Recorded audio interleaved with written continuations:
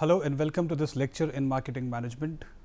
The topic that we are going to discuss is factors influencing consumer behavior, and I have a very interesting case study with me to share with you. And this case study is about Starbucks coffee. So we have all heard about Starbucks coffee chain. First of all, I'll give you a brief idea of the history of Starbucks coffee chain, and then we are going to discuss this case study. In the case study, we will try to discover how the change in consumers' behavior influences the business and what a business should do or can do to take back the profits again from the market, and to how to recover from the losses that it has made because of the change in consumer behavior. So, first of all, let me talk about the Starbucks coffee chain. As we are all aware that Starbucks belongs to the United States, it is a very old coffee chain and it started in 1971. And in 1971, the Starbucks coffee chain started in US and it grew by leaps and bounds. So, Starbucks coffee chain grew very rapidly and it spread itself into various other countries other than the US. In US also it experienced a very fast growth, and today Starbucks coffee chain is present in more than 70 countries. But behind this golden history, there are problems, there are conflicts, there are dark phases that Starbucks has seen and has overcome. So, let me take you through the slides and then we discover how the consumers' behavior impacted Starbucks coffee chain. So, let me open the first slide, and the title says Starbucks, who is their consumer? So, it is very important for any business to first of all understand who their consumers are and what exactly the consumers want from the business. Starbucks coffee chain, as we all know, it is a US chain that started in 1971. So, it has been 49 years since Starbucks started, and now it is present in more than 70 countries. Howard Schultz was a key person and is a key person in the operation of Starbucks, and Howard Schultz was taking care of Starbucks in 1970s and 1980s. So, Howard Schultz went to Italy in the year 1980, and when he came back from Italy, he was very inspired with the trip and he decided to transform Starbucks, because by the time he returned from Italy, Starbucks was only comprising of a few restaurants. So, from a few restaurants, Howard Schultz was determined to expand it and to make Starbucks an experience for the people, for their consumers. So, he was determined to make Starbucks an experience for their consumers, and he was determined to make it built around great coffee, personal service and an inviting ambience. So, he wanted to offer many things to his consumers, which included a great coffee, which included a great ambience, which included a great surroundings, and it was the vision of Howard Schultz that Starbucks restaurant should be a home away from home. It should be a very cozy place wherein people come, they sit, they talk, they have coffee and they go back home with a great experience. Whether they come from home or from workplace, they must get a great experience, and he wanted to create a Starbucks experience. So what then happened was, the growth of Starbucks took place, and the growth took place by leaps and bounds. Starbucks became a household word and a powerhouse premium brand in the category that previously consisted only of cheaper commodity products. So he rapidly started expanding Starbucks, and the speed of expansion was extremely high. I mean, within a few kilometers stretch, there were more than 2 or 3 restaurants of Starbucks. So within the United States, Howard Schultz started rapid expansion of Starbucks, and in 20 years of time, Schultz grew the company to almost 17,000 stores in a dozen of countries. So from 1980s to early 2000s or late 1990s, Starbucks became a household name, and it spread to a dozen of countries. And from 1995 to 2005, Starbucks added US stores at an annual rate of 27%, far than 17% annual growth rate of McDonald's. So Starbucks started growing at a very, very rapid rate, and inside US also as well as outside US also. So we saw that by early 2000, Starbucks was present in more than 12 countries, and inside US also the growth rate of Starbucks was 27%, while this growth rate of McDonald's was only 17%. In a nutshell, Starbucks started growing at a very rapid rate. From here on, it was not only about growth, there was some downslide also which started. So by the time 2008 came, Starbucks started experiencing problems. There were many stores in US as well as outside US, but Starbucks was not making sustainable profits. Why it was not making sustainable profits? One of the reasons was the recession of 2008.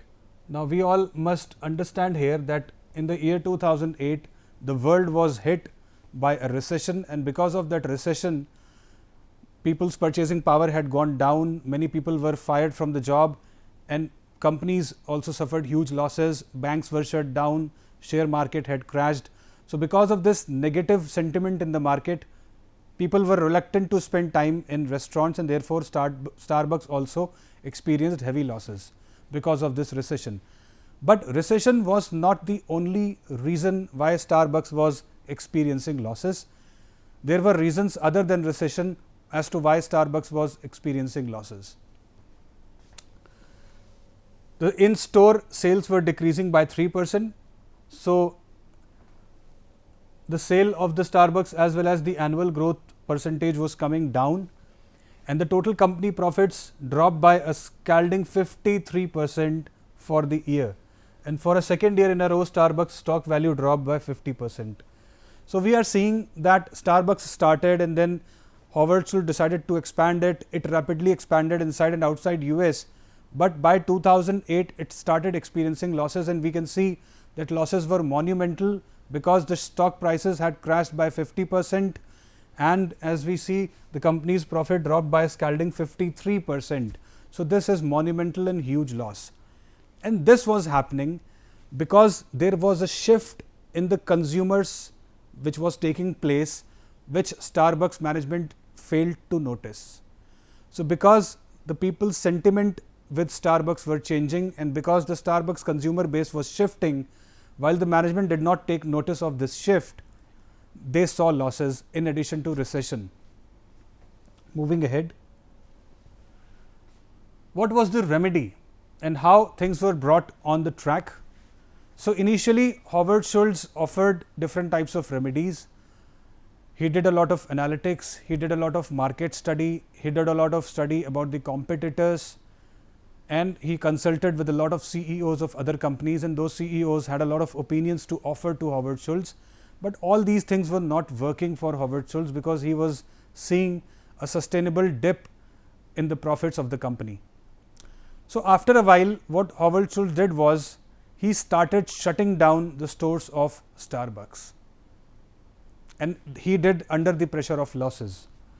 So bringing things back on track, he did what previously seemed unthinkable. So there was a time when there was no question of shutting down stores of Starbucks, but 2008 recession and the shift in the consumer base brought Starbucks to the stage where Howard Schultz decided that he will close the stores, and he announced store closures. So first he closed 600 stores and then 300 more, and Starbucks trimmed their 2009 forecast for the new stores openings to 310. So earlier they were opening stores at very high speed, and even that speed slowed down, and they brought down the forecast of the new stores opening to 310, while around 900 stores, 600 plus 300 is equal to 900, around 900 stores were closed down, and it projected a decrease in its number of outlets for the first time ever. So in 2008 it was for the first time ever that Starbucks decreased its forecast of opening new stores, and the growth rate then ceased. So this was heartbreaking for the Starbucks management, it was heartbreaking for the consumers all around, it was heartbreaking for the marketers as to why this was happening, and everybody was blaming recession, that because of recession this particular thing is happening and people do not have purchasing power, so they are not able to visit Starbucks and they are not able to spend much time. While the reason in addition to recession was also the shift in the consumers base. Now earlier the consumers of the Starbucks, in its early stages, the profile of those consumers were different.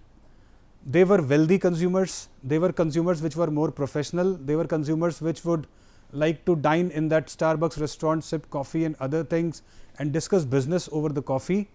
While over a period of time, two things simultaneously happened.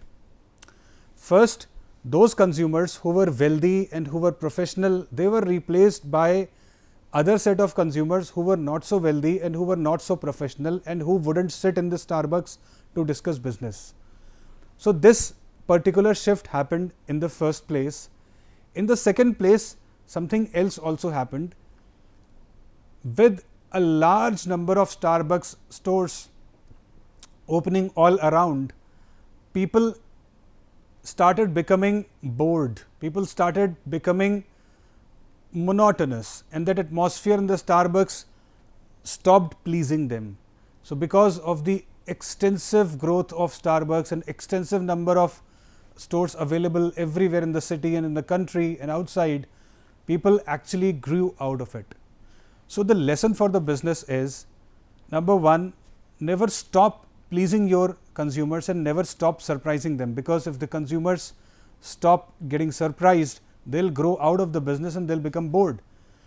Secondly, understand the profile of your consumer, understand your consumers' behavior, understand what they need at all times. So therefore, consumer research is something which is needed at all times, and Starbucks perhaps failed in doing consumer research, because of which the consumer base shifted and Starbucks management did not take notice of it. Normally, when the consumer base had started shifting, Starbucks should have taken notice of it, but instead the management did not take notice of this shift and it blamed the recession entirely for its losses, which was not entirely correct. The losses were occurring of three reasons, as I said. Number one, there was a gradual shift in the consumer base. The earlier wealthy and professional consumers were being replaced by the less wealthy and less professional consumers. Second, there were other stores also that people were looking forward to. So in due course of time, there were competitors around, and Starbucks did not offer anything new, or it even did not give any discount to its consumers, while other stores were busy giving discounts to the consumers and people were attracted to the new stores. So while people were attracted to the new stores, while there was less time to spend in Starbucks, the profitability of Starbucks went down. Moving ahead, addressing the real problem. So although Starbucks still charged a premium price, so as I told you that Starbucks did not stop charging a premium price, so the coffee price was higher than the market average. So Starbucks was still charging a premium price while recession was going on. It was no longer a special place. So it was no longer a special place because of overgrowth. Here I would write the word overgrowth. because there were so many outlets that people were bored of seeing these outlets all the time, and they grew out of it. As the recession tightened its grip and more people cut back on discretionary purchases, the problem grew worse. So this 2008 recession was not a short-term recession, it was a long-term recession, and as the grip of the recession became tightened, people all the more decreased their discretionary expenditure, people decreased their leisure expenditure, and because they further cut down their leisure expenditure, they stopped further going to Starbucks, and this aggravated the problem and further brought the profit down. Compounding the problem was an increase in competition. For years, you wanted a latte, Starbucks was about only the option. So like I said, that there were other stores, other coffee houses that were also coming up in due course of time, and because they were offering discounts, because their offering seemed attractive, so the consumers, the loyal consumers of Starbucks were also going to the other stores and trying those stores out. So this also enabled other stores to get new consumers, while Starbucks in this process lost a large number of consumers.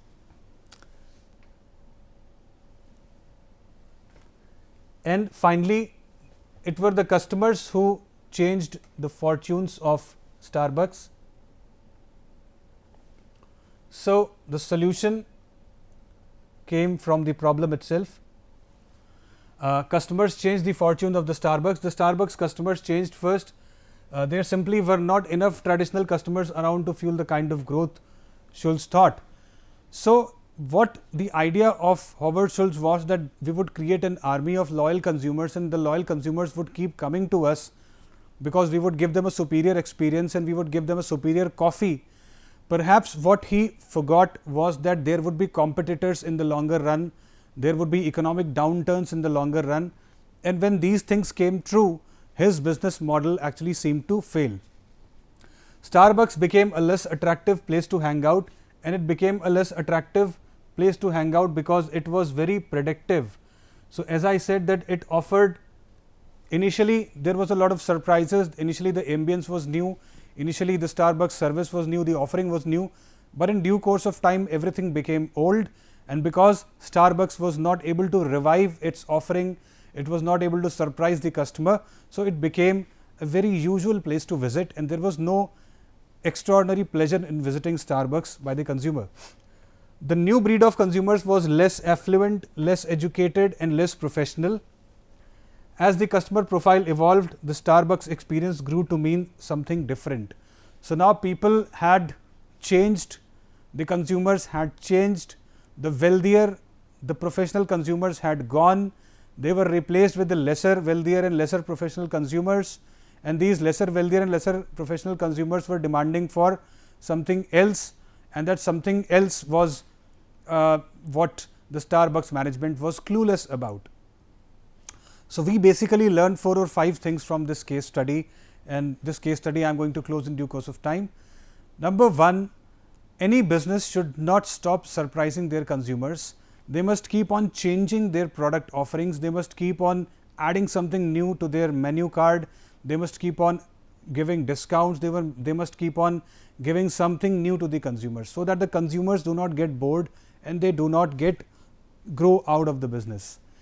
Secondly, what is very important for the business is that it must keep its marketing research on all the time. The consumer profile of Starbucks was changing, and Starbucks management was not having a clue out of it. So had they been into marketing research and had the research part of Starbucks been very strong, the shift in the consumer base would have been detected.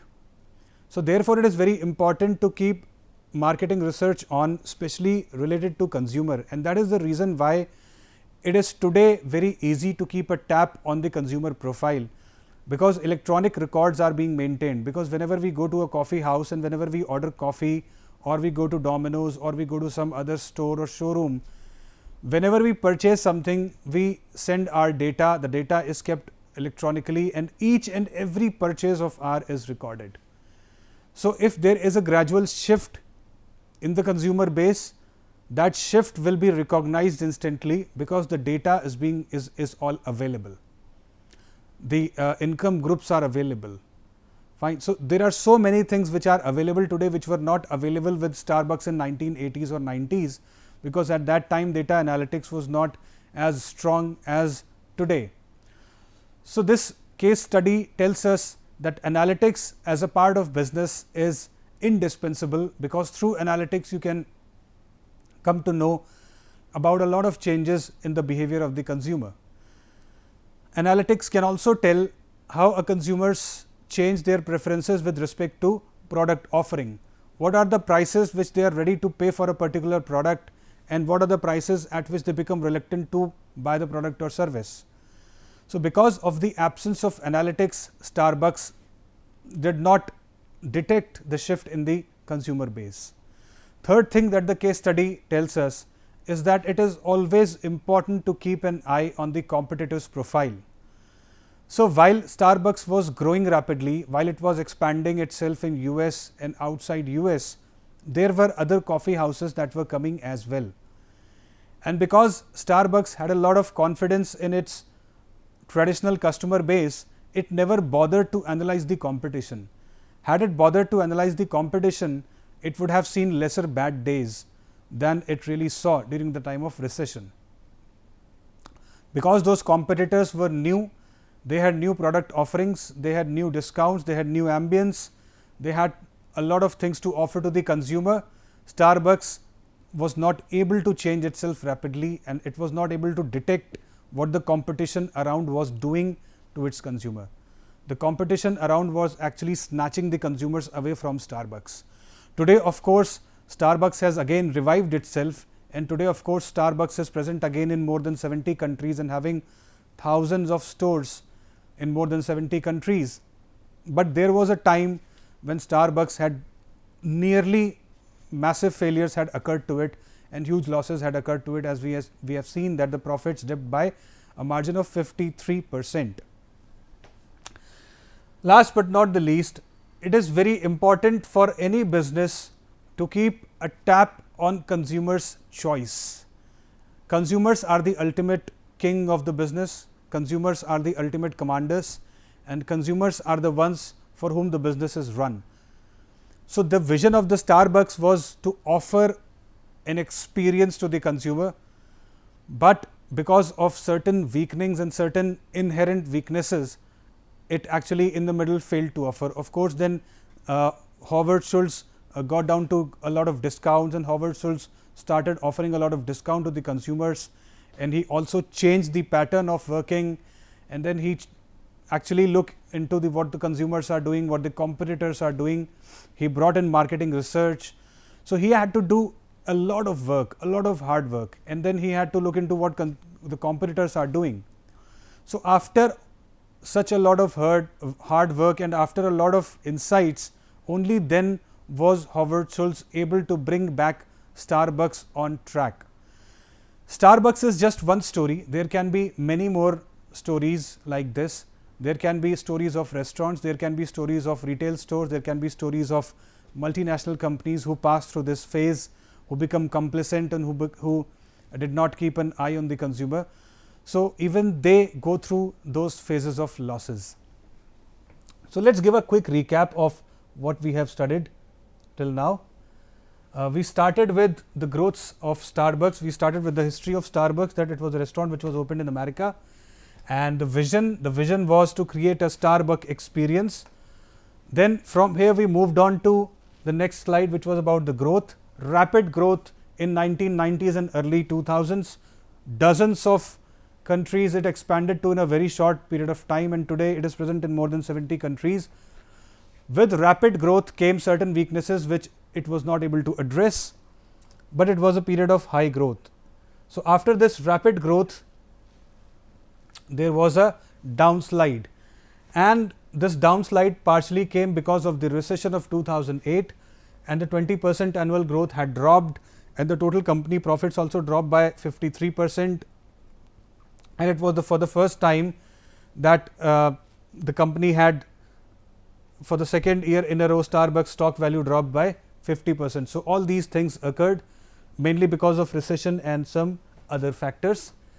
The remedy, bringing things back on track, Howard Schultz then started shutting down the businesses.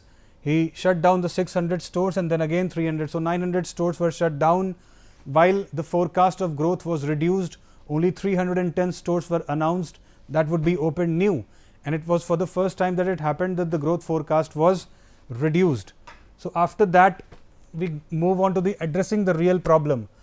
So Starbucks still charged a premium price. So the first thing that Starbucks should have done was to offer a discount to the consumer. Starbucks was still pricing a premium, charging a premium for its customers. And as the recession tightened its grip and more people cut back on discretionary purchases, the problem grew worse. So it should have offered discounts, it should have gone for customers research, it should have kept an eye on the shifting of consumers base, it should have kept an eye on the competitors which were changing their strategies, and those competitors' strategies must have taken into account by Starbucks. Because it was not able to do all this, it suffered monumental losses, and it took years to Starbucks to again rebound and bring itself back on track and bring itself at a status as we see it today. Compounding the problem was an increase in the competition, and if you want a latte, Starbucks was the only option. So this was few years ago, but because of competition, there were other restaurants which were giving better offerings at a lesser price. Solution: identifying the segment. Starbucks targeted the customers who fell in love with the store.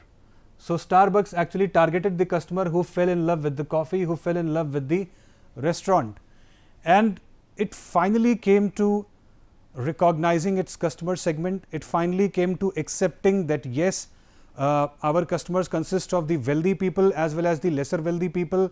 It finally came to accept that marketing research is an essential part of business and marketing research must be on for all the times, and it finally came to accept that yes, there should be an eye on the consumers and consumer behavior must be constantly observed if the business is to be run in profit. Starbucks experienced who was wealthier, better educated and more professional than the average American, more likely to be female. So there was a time when the females were more likely to be consumers of Starbucks, but with the change in time, even the males started visiting Starbucks and even the males started spending time and having coffee at Starbucks, and those males were less wealthier and lesser professional. So the solution came from the customers. The problem was also generated by customers, and customers ultimately changed the fortune of Starbucks. So when it became less attractive place to hang out. So this is also a thing to learn from this case study, that whenever there is an overgrowth of any business, that overgrowth must be accompanied by customer surprises. That overgrowth must be accompanied by offering customers attractive discounts, etc. If there is an overgrowth and if it is going to be a monotonous overgrowth, then over a period of time the customers will lose interest in the business and the customers will lose interest in the product and product offering, and the same happened with Starbucks. The new breed of consumers was less affluent, ill-educated and less professional. As the consumer profiles evolved, Starbucks experience grew to mean something different, and because it came to term with the new something different, because Starbucks ultimately accepted the fact that things has changed and Starbucks also has to change according to the market and according to the people's choices, it was able to sustain itself. So therefore, there are a lot many things to learn from this case study. I would once again recap the main 4 or 5 lessons or the takeaways from the case study. The first takeaway being, if there is an overgrowth in the business, that overgrowth has to be accompanied with customer surprises. A monotonous overgrowth will put the customers off and it will send the customers into a avoidance mood. Secondly, there must be an eye on the competition. If the competitors are offering something new, the business should also adopt newer strategies to keep the customers hooked or attracted to the business. Third, consumer profiles keep shifting because of change in time and because of change in the business strategies. There should always be an eye on the changing customers' profiles, and this can happen only when a business is deeply interested in consumer research. So, a business has to be very particular about business research. Fourth, there is a vision of a business, and to carry on with the vision of the business has to put in a lot of hard work. And when losses happen, and when the losses happen in the monumental size, or when the losses happen of the size of what a Starbucks experienced, it takes a lot of time for the business to bounce back, to come back to its original status. And therefore, a business should at all times be alert and use marketing research and its marketing mix very wisely. Last but not the least, consumer behavior can shape the business, and consumers' choices can either make it or break it. With this, I come to the end of the case study. Thank you so much. I am sharing my mail ID, that's ashishashish.awasthi@imsec.ac.in. Please write to me your queries, and I will try to answer your queries to the best of my ability. Thank you so much.